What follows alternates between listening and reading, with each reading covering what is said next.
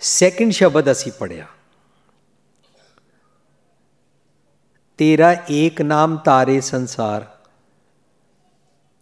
असी समझ रहे हैं रब का नाम की होता है, असी समझ रहे हैं रब का नाम का सिमरन किवें करीदा है, असी समझ रहे हैं कि रब का नाम सिमरन करन दे नाल बेनीफिट्स की होंदे ने। इस करके टॉपिक का नाम रखा जा रहा है सिमरन दियां बरकतां। बरकतां बेनीफिट्स सब तो लास्ट विच असी डिस्कस करांगे। तेरा एक नाम तारे संसार, ओ माई गॉड, एक नाम की सारी दुनिया का गॉड अल्लाह खुदा वाहिगुरु एक है। कोई बोले राम राम, कोई खुदा है, कोई सेव गुसैया, कोई अल्लाह है, ये तो लोगों ने अलग अलग क्यों ना, पर तू एक है, आता जाता नहीं है, जमदा मरदा नहीं है। तेरा एक नाम तारे संसार, मैं एहा आस एहो आधार। मेरे वास्ते तो यही आस है, यही आधार है। आस की है, कर आसा आयो प्रभ मांगन, तुम पेखत शोभा मेरे आंगन। आस है मैं तुहानू देखना चाहता ताकि इत्थे हनेरा मेरे आंगन च, मेरे हिरदे च शोभा हो जाए, चानण हो जाए, खेड़ा आ जाए, मेरे बाग च फुल खिड़ जान। कर आसा आयो प्रभ मांगन, मैं तुहानू मंगन आया, मैनू विजडम दिओ।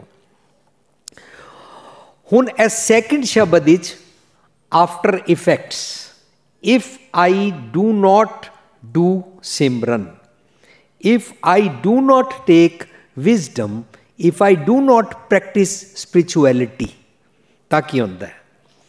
एक स्वान दो स्वानी नाल, मेरे नाल ना एक कुत्ता ते दो कुत्तियां ने। निंदा चुगली आशा तृष्णा लोभ इस किस्म के मैं कुत्ते कुत्तियां नाल रखता हाँ। मैंने अपने साथ ये डॉग कुत्ते और कुत्तियां पालू हैं। एक स्वान दो स्वानी नाल, भलके भौकें सदा ब्याल। दिन रात मेरे नाल ए लोकां वल भौंकदे रहिंदे ने, ए मैं कुत्ते रखे हुए ने। क्यों? क्योंकि मैं तुहानू विसार दिता होया है, मैं तुहाडी क्वालिटी जींदा ही नहीं होवे गॉड। एक स्वान दो स्वानी नाल, भलके भौंकें सदा ब्याल। सदा ब्याल मीनस मनु व्याकुल रखते ने। तुसी कदी नोटिस करना, जिस इंसान ने कुत्ता पाला हो वो आराम से कुत्ते को लेके जा रहा है, अपनी मौज में है, लेकिन इसका कुत्ता भौंकना शुरू कर दे तो उसका ध्यान उधर पड़ जाता है। कुत्ता भौंक रहा है, किसको भौंक रहा है, क्यों भौंक रहा है, अपसेट नहीं हो जाता, अपना ध्यान उधर टुट जाता है। और भावें अजकल के सैलफोन नू देख रहा हो, कुत्ता भौंके उधर ध्यान जाता है, ध्यान नहीं रहिंदा, ब्याल हो जाता, व्याकुल हो जाता, अपसेट हो जाता है। क्योंकि अंदर दे मेरे कुत्ते लोकां नू भौंकदे ने। मेरे ते आस पास कोई जरा जी कार गलत चलाए तो मेरा कुत्ता भौंकना शुरू करता है। मैं बार बार लफज कुत्ता भौंक बोल रहा, इस शब्द की स्वान क्या है? एक स्वान दो स्वानी नाल, भलके भौंके सदा ब्याल। कूड़ छुरा, मैं गंदे ख्यालों का छुरा कोल रखदा। मुठा मुर्दार, मैं मुर्दार खांदा हाँ। मुर्दार खाना पता की होंदा है? लोकां दे अवगुण देखना। लोभी रत खाना।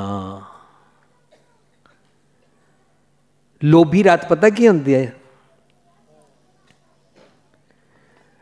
जे रत पीवे मानसा तिन क्यों निर्मल चीत। लोगों का खून चूसना, लोगों का खून चूसना इज कॉल्ड मुर्दार खाना। अभी तक तो हम यही विचार करते रहते हैं, घा खांदा है कि सब्जी खांदा है कि मीट खांदा है कि नॉन वेज खांदा है कि मूंगी दाल खांदा है। लेकिन उन्हें सानू नहीं पता हम पराया हक कैसे खाते हैं। उन्होंने कहते हैं हक पराया नानका, उस सुअर उस गाय गुरपीर हामा ता परे जब मुर्दार ना खाए। पराया हक खाना मुर्दार खाना है, लोकां दा खून चूसना। जे रत लगे कपड़े जामा हुए पलीत, अगर कपड़े को खून लग जाए तो वो अपवित्र हो जाता है। बट जे रत पीवे मानसा, अगर लोगों का खून चूसता है तो तीन क्यों निर्मल चीत? तू अपने आप को वेजिटेरियन बोलता है, कोई बोलता मैं नॉन वेजिटेरियन हूं, तू इन्हां गल्लां च पिया है, लेकिन तू गुस्से दे नाल, क्रोध दे नाल दूसरे दा खून सुका दिंदा है। सुक नहीं जांदा, तू चूस जांदा है। तू अपनी अखां दे रोब दे नाल दूसरे दा खून सुका दिंदा है, as if you are sucking the blood of the people. साडे आस पास जितने लोग होंदे ने, जदों असीं डोमीनेट करदे हां, साडा रूप बदल जांदा है। असीं उसदा खून सुका दिंदे हां, असीं उहनूं डरा दिंदे हां।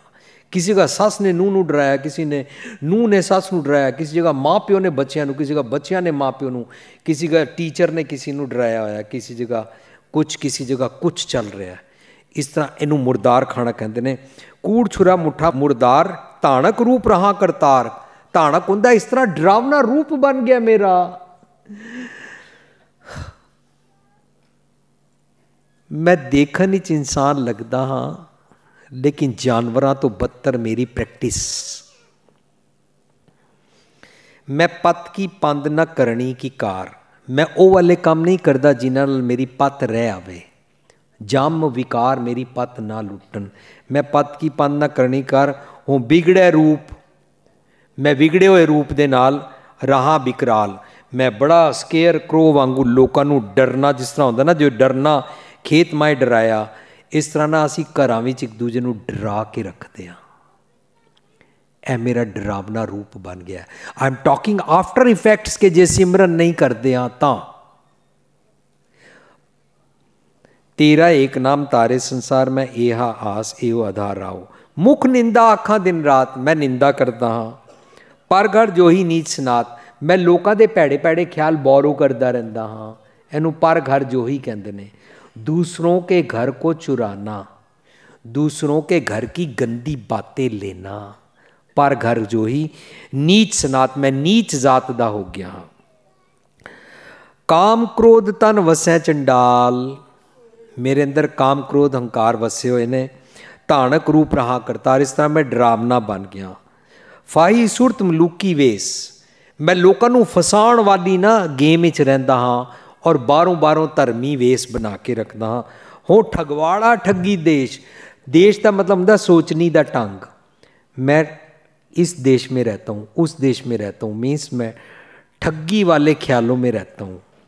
खरा सियाणा बहुता भार मैं अपने सिर ते भार रखा होया किदा अवगुणा दा, डेफिशिएंसीज शॉर्टकमिंग्स दा। खरा सियाणा बहुता भार धानक रूप रहा करतार। मैं कीता न जाता हराम खोर।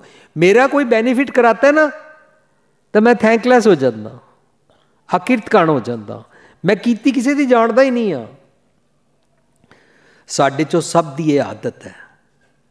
असी किसी इंसान नाल जीवन बिता रहे हैं ना, उन्हें 99 चंगे काम कीते ने ना, असी वो 99 नूं भुला के उहदा एक अवगुण कैच करते हैं टू गो अवे।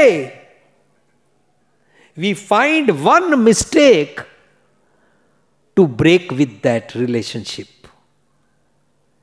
कितने अफसोस की गल है, असी 99 पॉइंट्स टू गेट अलॉन्ग दे नहीं प्रैक्टिस करते। रादर एक अवगुण मिलया, एक अवगुण जाओ आगे से तेरी मेरी कुट्टी। लाइक निक्के निक्के बच्चे जिस तरह होंगे, आप नहीं बोलेंगे आगे से। हो मैं हंकार। और ये बारे में एक इंग्लिश का सेंटेंस सुनिया सी, मैं उस सिमरन टॉपिक वास्ते रख लिया।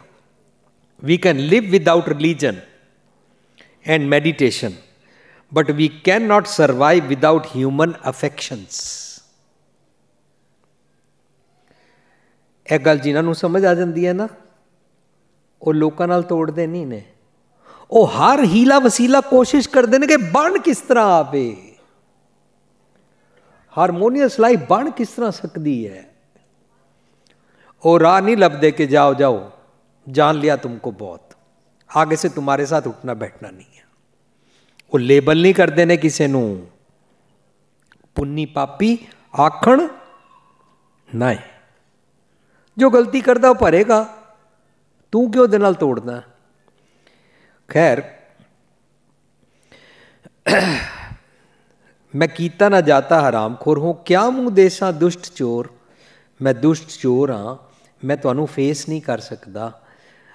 नानक नीच कह विचार, नानक नीच कह विचार का मतलब होंदा नानक जी ने लिस्ट रखी है साढ़े सामने नीच ख्यालों की।